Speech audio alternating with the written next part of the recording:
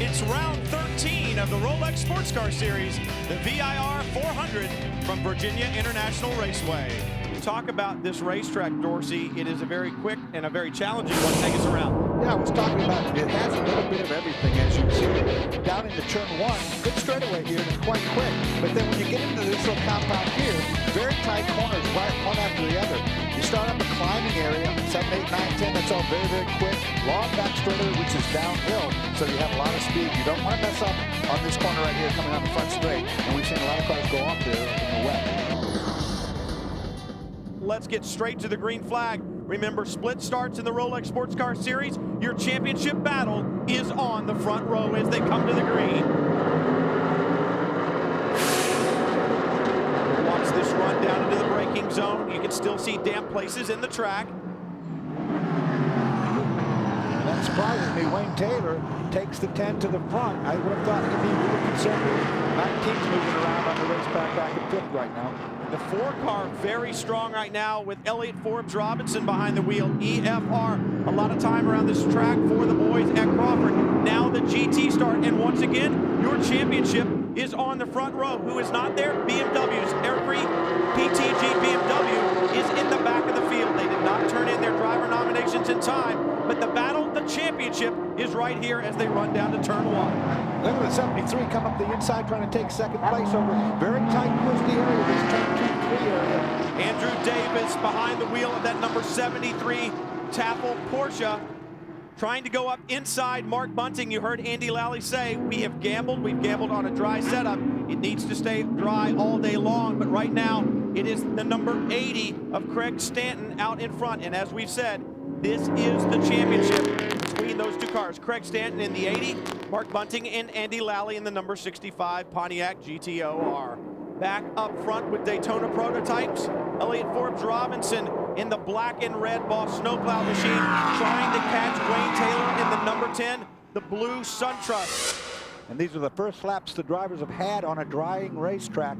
There was a tire test here on Tuesday of last week. Not everybody was there. You saw some spray right there as the pen went wide. You're going to have to watch getting offline here today. There's going to be debris all over this racetrack. You saw a bunch of mud that had been brought up by the past races and the practice sessions this morning, which were still very damp. But right now the track seems to be, I would say, 90% dry.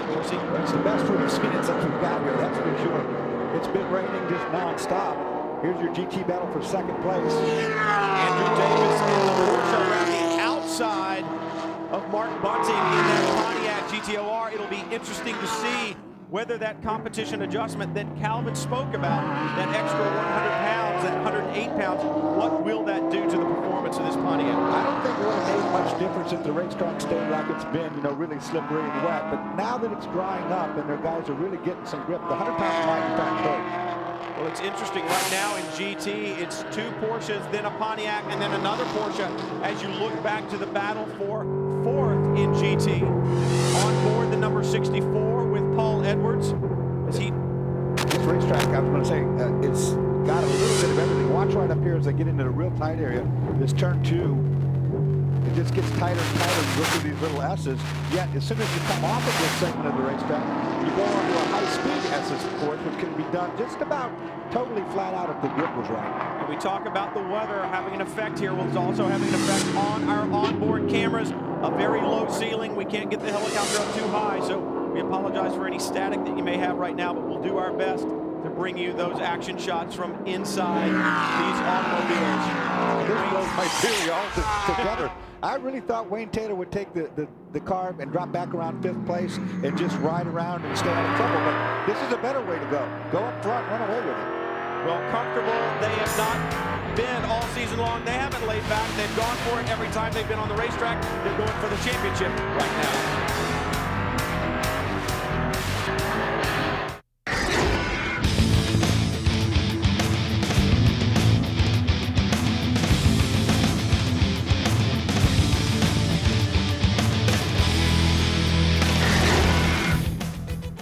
Luis Diaz continues to make his championship charge. Can he hunt down Wayne Taylor here at Virginia International Raceway? Round 13 of the Rolex Sports Car Series. Only 1 round left in Mexico City. If the 01 entry is going to stay in. If Chip Ganassi and his team with Scott Pruitt and Luis Diaz are going to win this championship, they must finish in front of the 10 car. They really need to win the race, Dorsey. And Wayne Taylor's being really racy. I'm pretty impressed. Wayne's not going to give that up easily. You can tell that right now. Got a good car. The 10 car really in this dry session looks really good. This is the first time these cars on a dry racetrack all weekend. You got to feel like they're going back to their setup, but from last year they didn't have a lot of data, as you said, to go off of. Not much dry time. We had some drama while we were away at break. The 09 of Doug Goad had a problem on the racetrack. Did a great job of getting it back on the track and not bringing off. But look at the leaders. These are the lead 2 cars, and he's just getting going. He can't see those cars out the back. Tense moment right there. That could ruin your championship. A little mistake like that, and it could be all over. He says, hey, watch it, Doug. Yeah, you know, as a driver, you come up, you see that car sitting in the middle of the racetrack. Well, you've got one decision, inside or outside, and if he goes the other way, that could be a disaster. Both of these cars look so good up through the S's. It looks like Diaz might be a little quicker through that high-speed section of the racetrack. Oh, he's getting very aggressive, which he needs to be, by the way. He needs to get by that 10 car. Take command of this race. Up through Oak Tree now, onto the very long back straightaway, as you said, downhill, a reasonable braking zone at the end. Good draft right here. Luis slipstreaming. See what this Lexus Riley has for the Pontiac Riley in front of it. I don't think anything down at the end of the back straightaway. We'll wait and see. Not this time. And you saw Wayne looking to be defensive if need be. It's not a real heavy straight braking zone at the end. It kind of tapers gradually down, so it's not like you can get alongside somebody. You've got a long time to do it. It's got to be done, and it's got to be done right now if it happens there at the end of that back straightaway. I think a better opportunity lies ahead, right up here in this past turn 1 where it really tightens up. We've seen in the past, you can get your nose inside someone. I think that's what Luis will try to do. Yep, he's moving, trying to take a look. But he has to keep in mind, he needs to finish in front of the 10 car. He has to if they want to stay alive in this championship. But he can't throw caution to the wind and crash the car either. You can't get off the racetrack, that's for sure, because you're not going to stop. You're going to go till you hit something. And we've already seen it. At best, you'll lose a lap. You know, every bit of a lap, because you're not going to get out. You're going to be stuck wherever you are, whether you hit anything or not. So these 2 guys are running with a little caution, but not a lot. I mean, they both know what they have to do.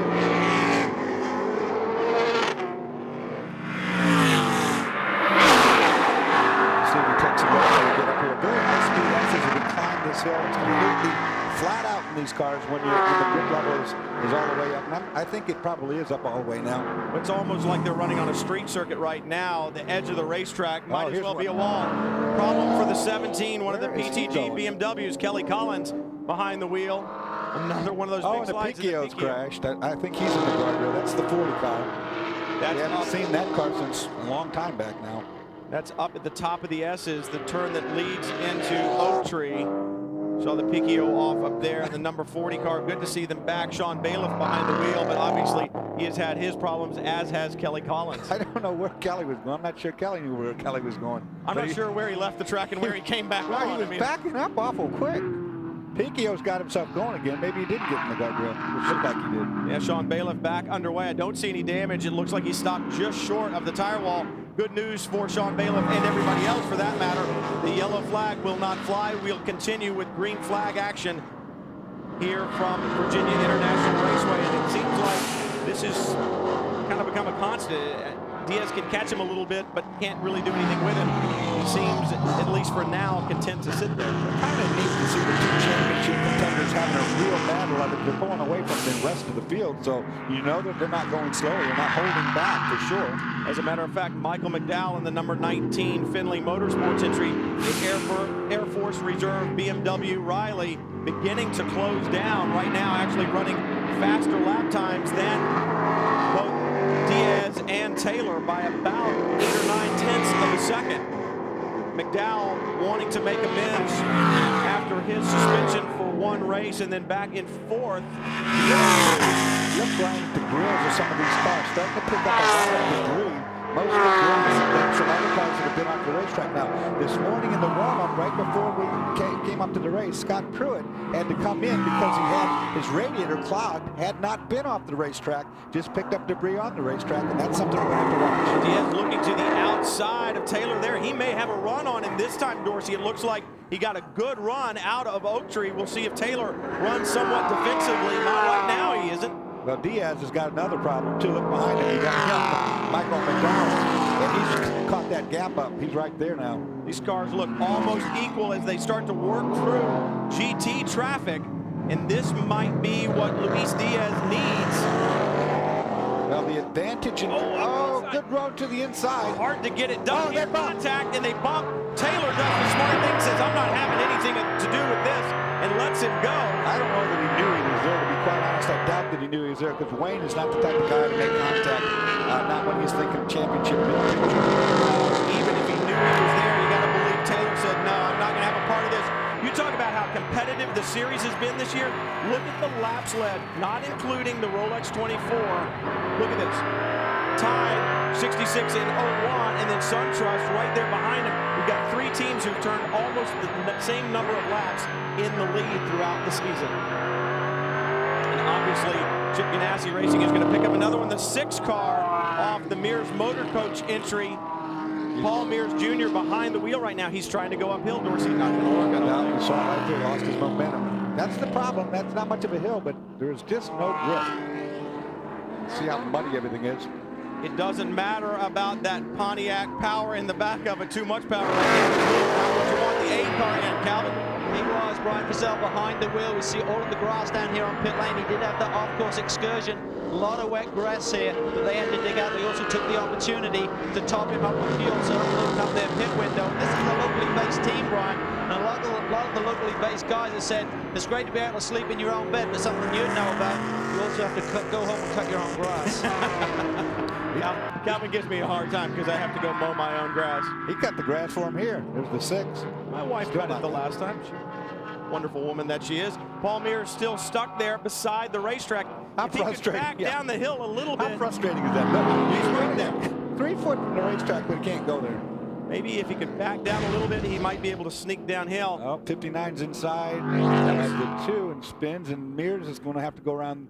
Little contact. Oh, and remember, Paul Mears Jr. was caught up in a big crash at Mid-Ohio as he came over the crest of a blind hill, did his best to avoid it, had avoided the entire crash, but then got caught up in somebody else's. You see, Diaz has been able to pull out a bit, almost 3 seconds right now over Wayne Taylor and Michael McDowell. A good job by him. Let's check in on more for Chip Ganassi with Chris. Brian down here with Scott Pruitt. Scott, we're pretty surprised that Wayne Taylor was pushing that hard and made it that hard for Luis, but Luis really pushed him out, kind of out of the way, and a little bit of contact. You guys really kind of in a do-or-die situation? Well, we got to make it happen. Hi to my family at home. You know, this is one of those races where the championship can be either finished or we can take it to the next one, and we got to do everything we can to try and take it to Mexico. Luis doing a great job. Car's running good. You know, he's got to do it and run aggressive, but we can't take a chance on getting off the track like we saw the 66 car, then the race could be done. So Luis is doing a great job. We just got to keep doing what we're doing, get the car out in front and get it done. Luis is probably going into one of the most important races of his life coming up in Mexico City. How's he going to be able to deal with that pressure? I think pretty awesome. He showed down there in Champ Car that he can be a leader. He ran very, very well down there. And he's excited. I mean, he's already all jacked up, ready to go to Mexico. He knows the track, he knows the environment, and he's going to have that extra, 2 or 3 tenths in him just because of being on home turf. These guys are doing exactly what they need to be doing right now, and it looks like we're back under caution. They are doing what they need to be doing, and that is leading. They're ahead of the 10 car. We will have to go full course caution to get the stranded Pontiac Riley of Paul Mears Jr. It's Diaz, Taylor, McDowell, Johansson, and then Darren Law. That is your top 5 right now at Virginia International Raceway. Tremendous job by Darren Law and his Blue Ghost Porsche to be running in the top 5. We will be back for more Rolex Sports Car Series action from Virginia right after this.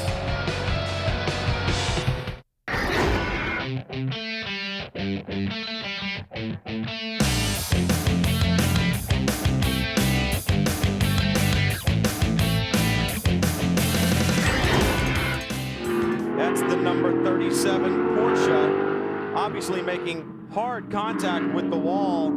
Darrell Carlisle behind the wheel. That's over in turn 3. We've seen a lot of action over there today, and he's going to get a little help, I think, maybe. No. Just way too much speed. Look at this. Can't get it turned in. Boom. We saw Vic Rice have his problems over there in the number 57 Corvette. On board with Matthew Alhada. Take a look at this. Yes, way too much speed. You saw the car not be able to get any grip. I think it's probably a good thing that Carlisle wasn't able to get it turned in, because it looked like Alhada couldn't hold his line either, because he tracked all the way out after the Porsche. Are we talking about getting offline and how slippery it is? Well, you just saw by being one car width over, that car had no grip. It just took off on him. Significant damage along the right side of that car. Understand the pace car might be standing up. I would imagine that it would. Getting ready to go full course caution. Luis Diaz continues to lead, and he's pulled out about 13.5 seconds over Wayne Taylor. Again, doing what he needs to do. Look at the gap back. You see a bunch of GT cars, and there finally you see Wayne Taylor come out of the Oak Tree corner. So a good lead that Diaz has built up, all for naught. We're back to full course caution. That is our 3rd full course caution of the day. It'll be interesting to see now. I would imagine a lot of these teams are in their fuel window. We'll have to wait and see. You see the Pontiac GTO pace car. The lights are on. They will pick up the leaders as they come onto the front straightaway. The pace car begins to roll, and they will gather up the field now. It's time for pit stop strategy. Who needs fuel, who does not, who will come to pit road? Everyone is about to play their hand. The 2 cars that do, Luis Diaz in the 01 comes to pit road. Wayne Taylor as well. Stefan Johansson looks like he's also coming to pit road. Look at the dirt and the grass on the front of this car. Chris. Brian, Luis Diaz bringing the Comp USA machine to pit lane. You see a lot of that grass on the front of the grill coming off there. The team already focusing on getting that grass out of there. And Scott Pruitt getting behind the wheel. Very important pit stop for these guys. He had a couple seconds on the 10 car when he came in. So if these guys have a good stop here, they should be able to beat the 10 out of pit lane, getting their tires done Pruitt behind the wheel, and also finishing the fuel. Now, both of these Ganassi cars are going to look a little bit different when we get to Mexico City. They're going to be sponsored by Telmex, so they're all going to be blue at that race. Now, the 10 car also in, SunTrust finishing up their pit stop. Max Angelelli already behind the wheel, tires done, just waiting on fuel, and the fuel rig being pulled away. Angelelli beating the 02 out. Nope, the 02 beats Angelelli out.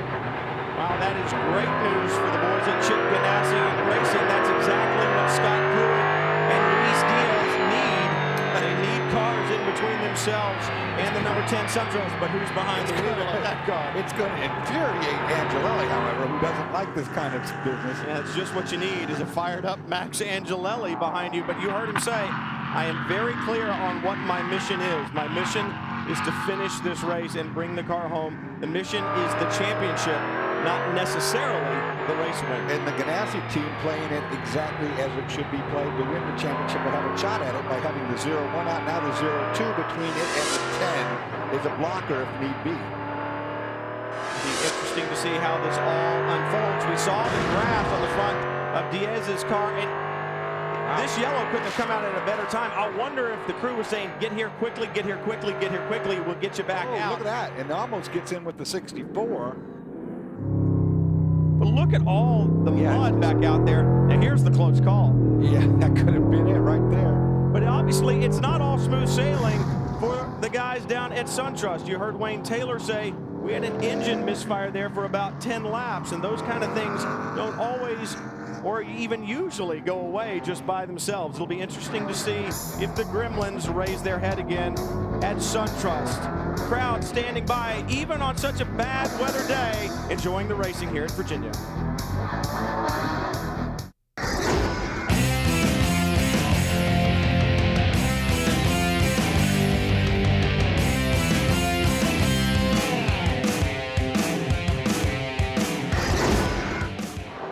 Back at VIR, you have not missed a thing as we're just going back to green flag action.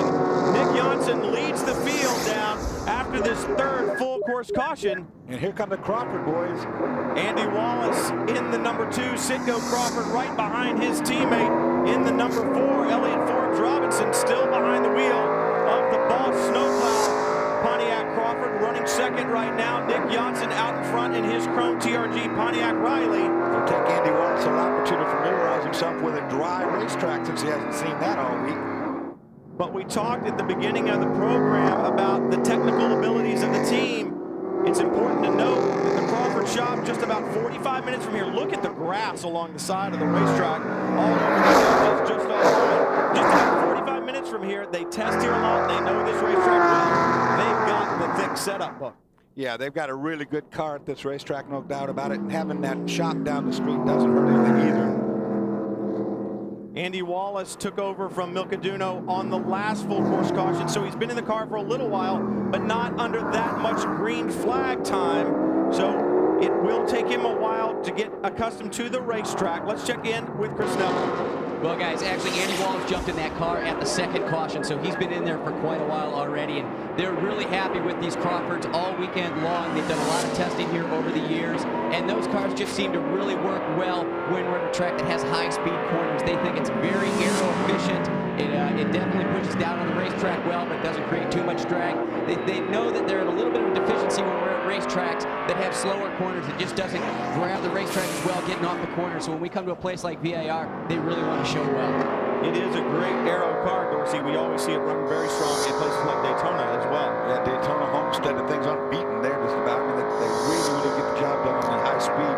And this VIR course, as you can see from on board, is quite fast. The other thing to note is these first 3 Daytona prototypes, there were a lot of GT cars in the way on that restart. And as you saw them come onto the back straightaway up there through Oak Tree last time, there is a huge gap to the next Daytona prototype in line. On board the 58 Brumos Porsche. David Donahue now behind the wheel as he tries to put pressure on Wagner. This 59 has lost the whole nose.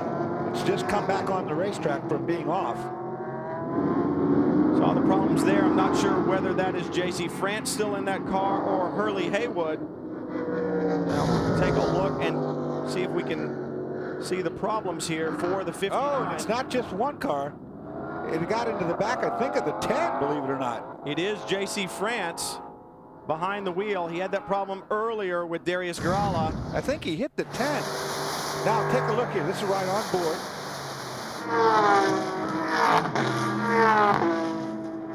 JC has some damage to the front end of that car. Obviously, the whole nose is gone, and perhaps the splitter is rubbing on that right front tire because there is definitely smoke. That's the fender well. Fender well pushed in there on top of the tire. The inner fender panel, but now the nose is gone. You can see that clearly. And the radiator is completely stuffed full of grass, so he'll have to be watching the engine temp. It'll be soaring. Still gets some air to the radiator because the nose is obviously gone. There's a lot of air packed into the front end, Take a look not again. channeling through the tunnel. See if he gets. Yeah, he definitely made contact. Oh yeah, you see Angelelli get loose, so he has definitely made contact with the left rear of the 10 car, and that is something that's going to have to be looked at. It'll be interesting to see. We always say it's not over until it's over, and it doesn't have to be your mistake. And we've already had a penalty on this car. We've already seen it sitting in for 1 minute penalty from contact previous. Certainly, Max Angelelli did not back into J.C. France. It was not his mistake, but it has cost them dearly.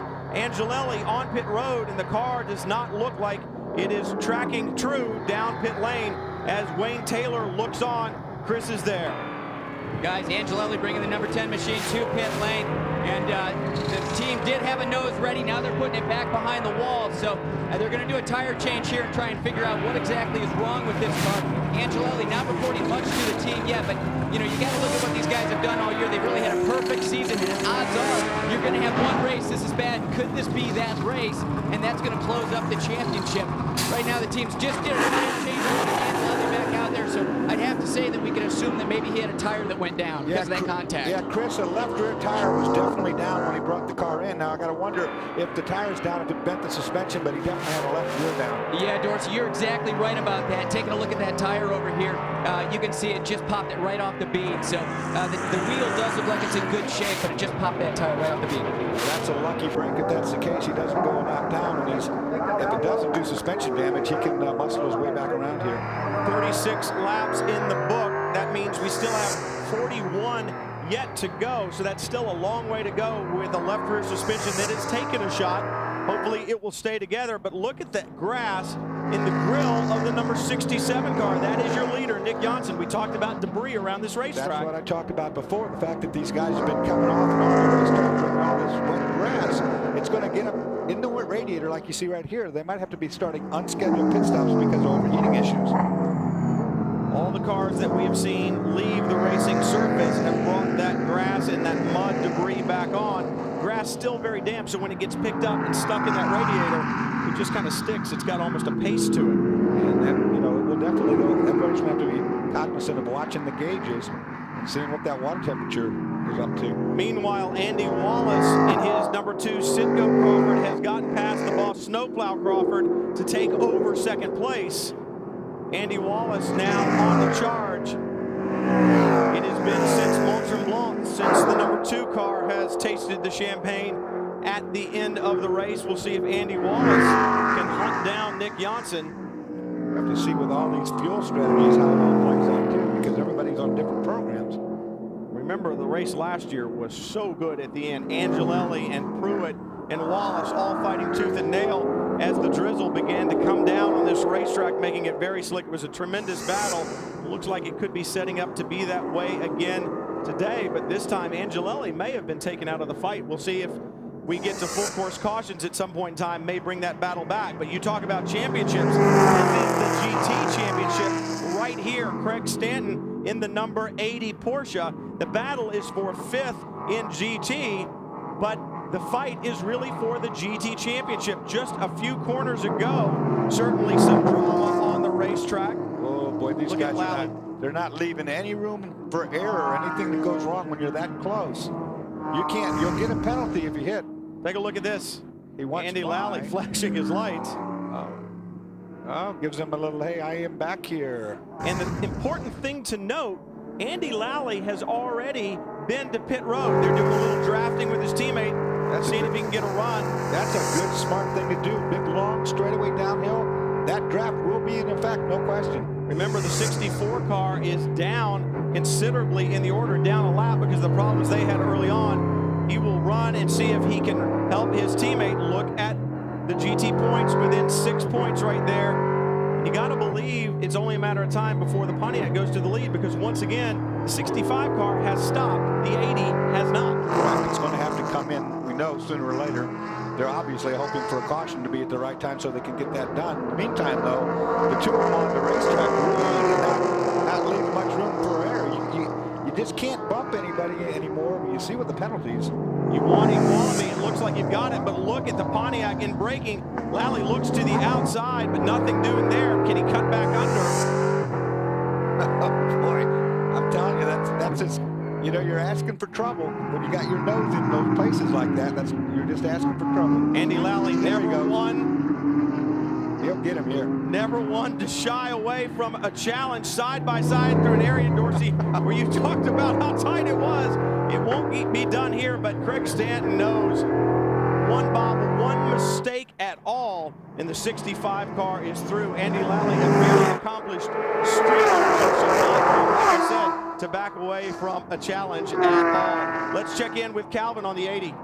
Well, they do need to pit this pretty shortly, Brian. About 3 to 4 more laps is what the team is telling me. But we also believe that Andy Lally will need to pit also. And the difference will be, he should be a very quick start, maybe half a fuel load, whereas this will be a full service stop to change to David Murray when the 80 makes the pit. So it should be a longer start for those guys. Calvin, I'd be calling him in now. You can't believe how close Lally's got the GTO all over that Porsche. But if they do a short stop and fuel only on Andy Lally's Pontiac GTO R, and do driver and tires and fuel on the Porsche may be very strong with those fresh tires.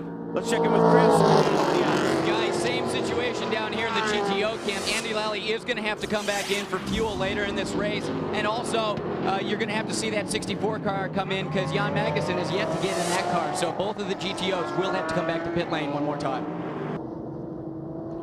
Oh, that's David Donahue. We're riding on board. He's just coming back on the racetrack. So he's been off in the grass. That was over in turn 2, and he's going to have to come to pit road. Yeah, he's got it packed full. We've said it time and time again. If you leave the racing surface, it's going to be a problem. Even if you make it back on, you're going to have to come to the pits to get that radiator cleaned out. The battle in GT could not be any hotter. The championship, it is on the line. Make sure you don't miss a thing. Come back to VIR.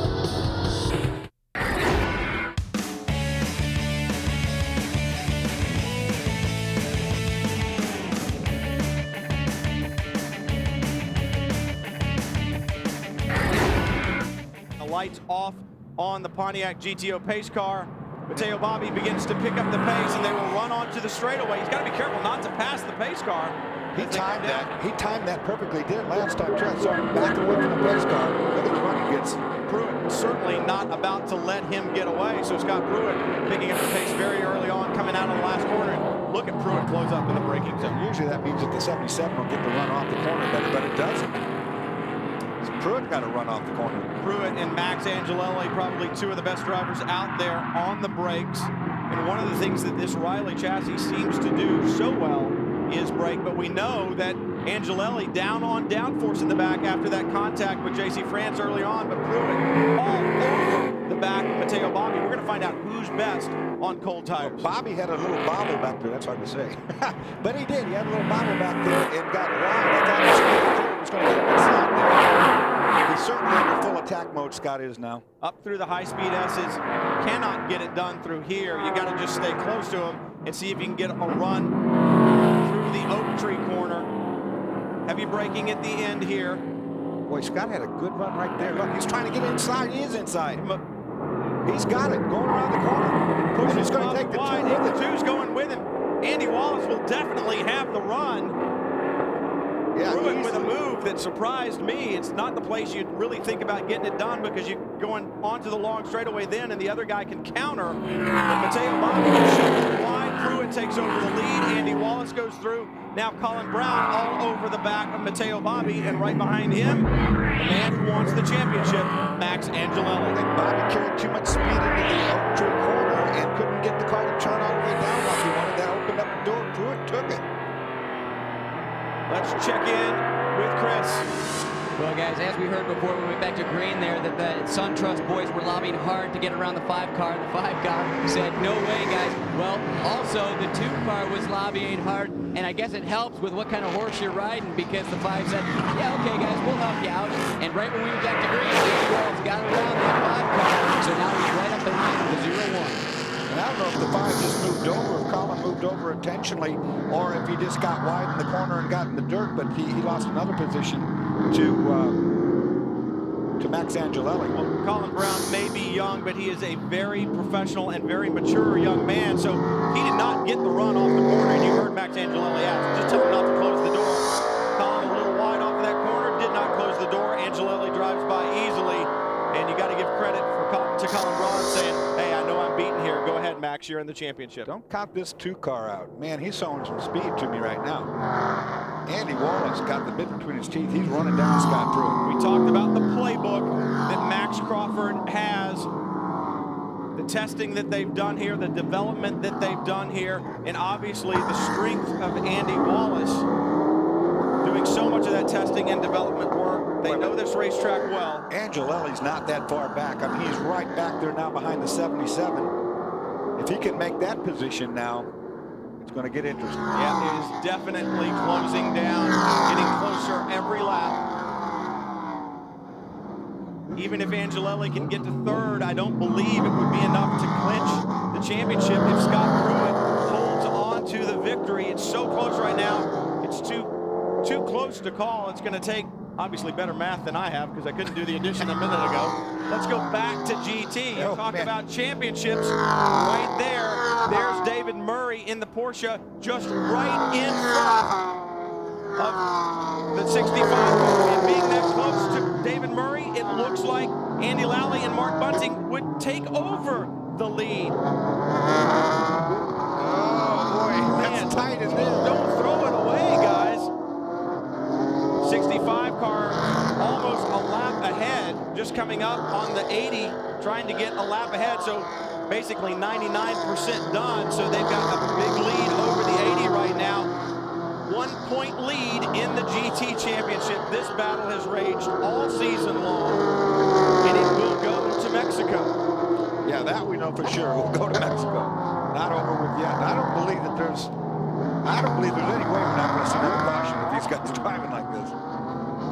Andy Lally has taken his Pontiac GTO-R back to 4th, and this may be the full course caution. The 58 of David Donahue has driven off track, damage to the rear. We got trouble back there, and we heard that it was on fire temporarily. Now there's no fire now, and that's good. Here trying to start it. He's gotten it refired. Look here and see. Yeah, it's on fire. Good. Back up in front. Something not happy. It'll be interesting to see if we will go to laps or if we will go to time as David Donahue climbs out of his damaged Brumos Porsche. You take a look at your Daytona Prototype class leaders and membership, the championship very much at stake.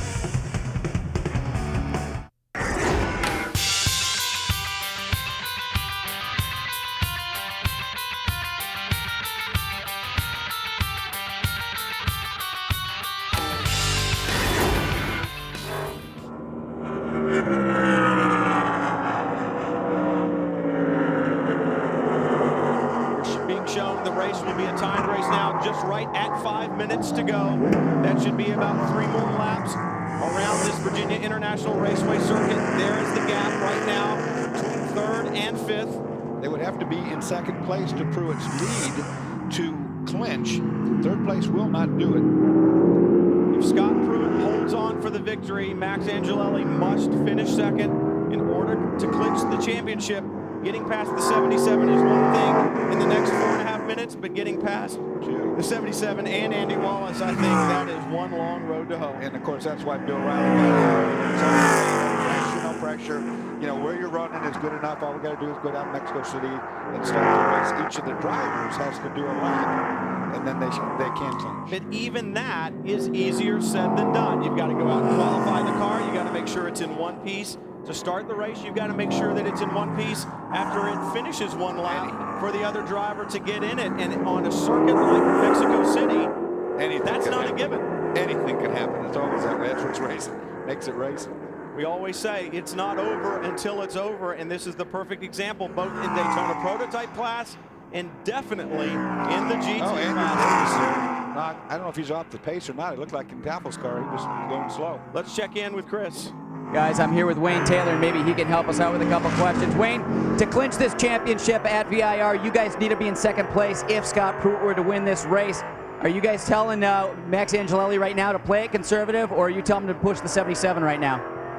No, really, he's got a bit of a problem with the rear of the car, and I think at this stage we're probably going to just collect these points and go to Mexico. Well, these guys playing it pretty conservative. Now, you think with the points cushion that they had, that they would probably be resting a little bit. However, this past week, they spent 2 days testing at Daytona, getting ready for the 24-hour race, and they've also sent some motors to Denver to do some dyno work to get ready for Mexico because of the elevation. That's pretty smart, I think, Brian, you know, sending that dyno engine up to the dyno thing, because they're going to go in the high end. Oh, look at this! Side by side, and that was a little bump rub. Spencer Pumpelly in the number 38 Porsche, and Andy Lally. Lally, once again, has the championship lead right now in GT. Obviously not by a lot, but he cannot afford to throw it all away by racing with Spencer Pumpelly, but they are racing. They are side by side now down the front straightaway, and look at the team car coming into the fray. Oh, that's steady, boy. It gets pretty tight up here. It's all for position.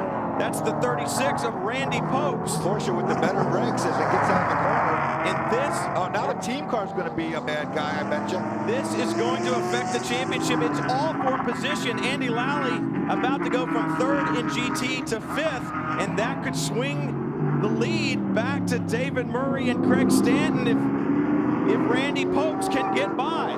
And remember, you can't risk bumping the other car and spinning him because you're going to get a 1-minute penalty. And a 1-minute penalty will move you way back in the championship. Andy Lally right now, meat in the Porsche sandwich.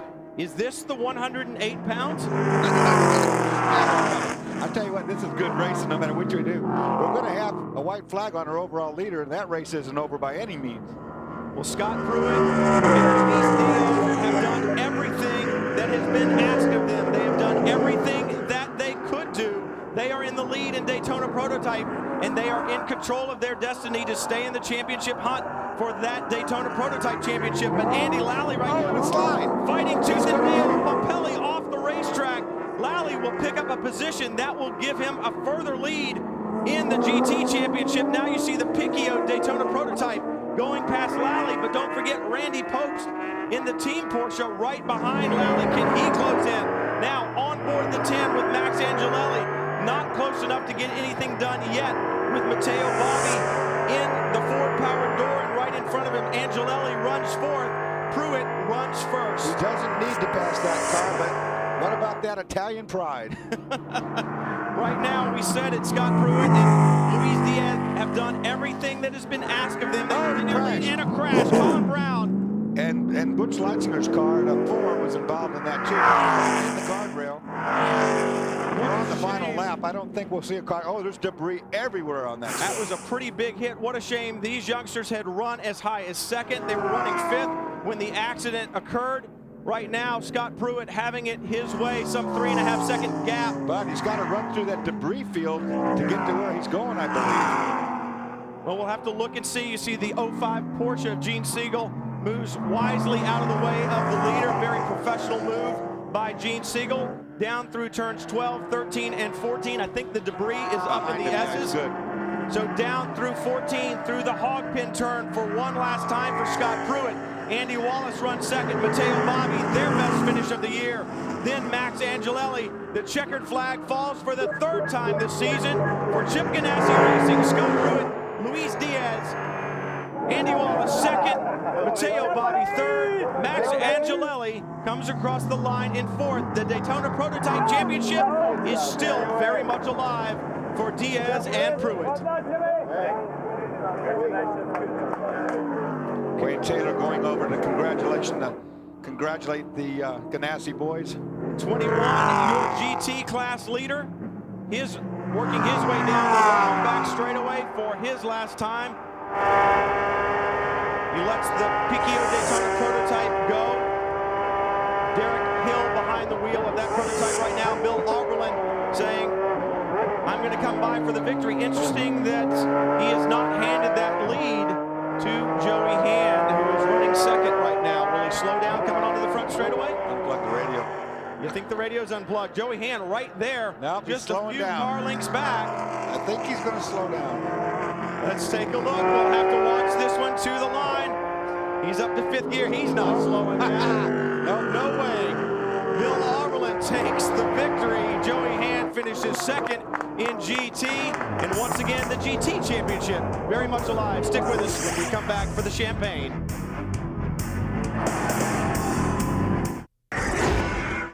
Victory for Scott Pruitt and Luis Diaz. Everything they needed to do. They could do nothing more. The victory is theirs. Chris? Guys, when you try and figure out when the 01 was in victory lane last, it goes back to last spring, back in May when we were out on the West Coast. Laguna Seca, it's been a long time since you guys have been here.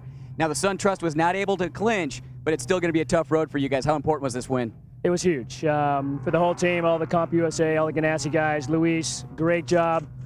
We did what we had to do. We knew we had a good car coming into it, and the car was fabulous. We could run quick paces, and we could work on traffic real good. But you know, the pit stops, I think, is what turned our day around. And these guys work hard at practice, and it was awesome.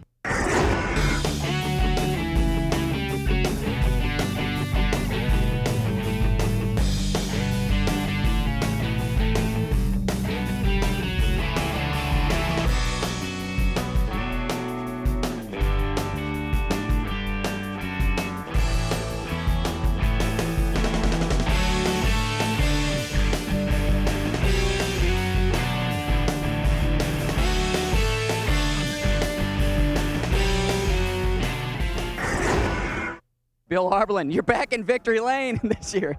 What a tough year for you, but you finally get a win. Now, we were hearing some rumors that there may have been some team orders going around that Joey Hand should be in front of you for this victory. And any confirmation on that? Yeah, we were. Well, I'm not going to act on my own and not do it.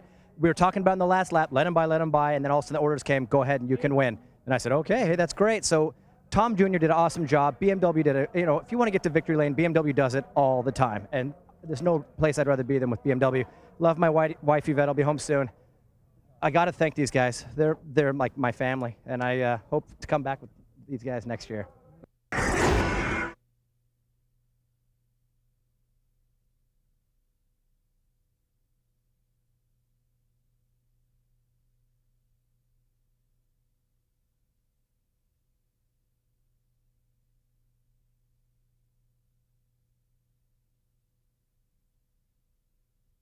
It has been another tremendous battle here at Virginia International Raceway. Both championships, GT and Daytona prototypes, go to Mexico. Do not miss it. Saturday, November 5th,